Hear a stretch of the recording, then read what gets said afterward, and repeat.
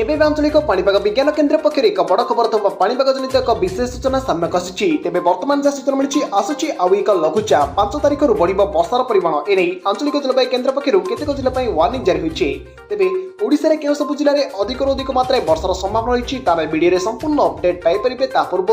Video को like करूँ channel को सब्सक्राइब कर पाखर थिबा बेल आइकन को दबाई ऑल नोटिफिकेशन ऑन कर रखंतु जहाँफल न्यूज रिलेटेड लेटेस्ट वीडियो सर्वप्रथम आम चैनल आप पाइपर तेज लेट न करी चलतु खबर उपर नजर पकाइबा।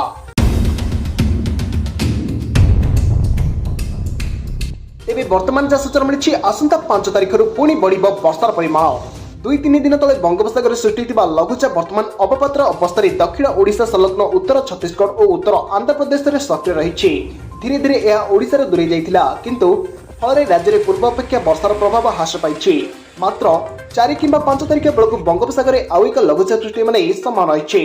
एने लघुचापटी घनीभूत होबार अवपातरे परिणत हो पारे जमापड़ी तेणु 5 तारिख आउ एक विपर्ययर प्रभाव में वर्षा बढ़िबा नहीं आशंका पाणीपाग केन्द्र सूचना अनुसार सोमवार ठारू 3 दिन पर्यंत राज्य में विशेष वर्षा हेब नाही कां भा अंचल में वर्षा हो पारे तेबे 5 बढ़ वर्षार परिमाण 5 तारिख में देवगढ़ संबलपुर अनुगुल ढेंकानाल नयगढ़ खोर्धा कटक और पुरी जिले में प्रबल वर्षा हो पारे जमापड़ी पाणीपाग केन्द्र पक्षर यह दृष्टि रखी पाणीपाग केन्द्र यह सब जिला को सतर्क सूचना जारी करपटे रविवार राज्य में विभिन्न स्थान में मिश्रित पाग अनुभूत होता दिनर पाग किछि स्थान में खरा रही बेले आउ किछि स्थान में प्रबल वर्षा रही गत 24 घंटे तालचेर में 20 मिलीमीटर वर्षा होता बेले खोर्धा 17 मिलीमीटर वर्षा होती मालकानगिरी में 11 मिलीमीटर वर्षा होता बेले जाजपुर में 10 मिलीमीटर वर्षा रेकर्ड होती एजाए ओडिशा रे 824.9 मिलीमीटर वर्षा रेकर्ड होता बेले एवं भी राज्य में स्वाभाविक तुलन 10% नियटिया वर्षा होती वर्तमान सुधा गोटे जिले में स्वाभाविक वर्षा ठारू अधिक वर्षा होता बेले 20 जिले में स्वाभाविक वर्षा होती 9 जिले में नियटिया वर्षा जारी रही ओडिशा रे आगामी दिन में प्रबल मात्रा वर्षार संभावना होती आंचलिक जलवायु केन्द्र पक्षर अलर्ट जारी कर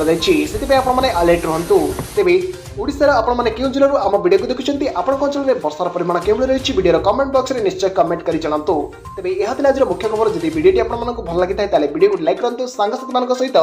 वीडियो को व्हाट्सएप जरिए अधिक मात्रा शेयर करूँ जदि आम चैनल आप प्रथम थर पर चैनल आप वीडियो देखुं चैनल को सब्सक्राइब कर पाखर थिबा बेल आइकन को दबाई ऑल नोटिफिकेशन ऑन कर रखंतु जहाँफल न्यूज रिलेटेड लेटेस्ट वीडियो अथवा पाणीपाग जनित संपूर्ण सूचना चैनल आप पाइपर।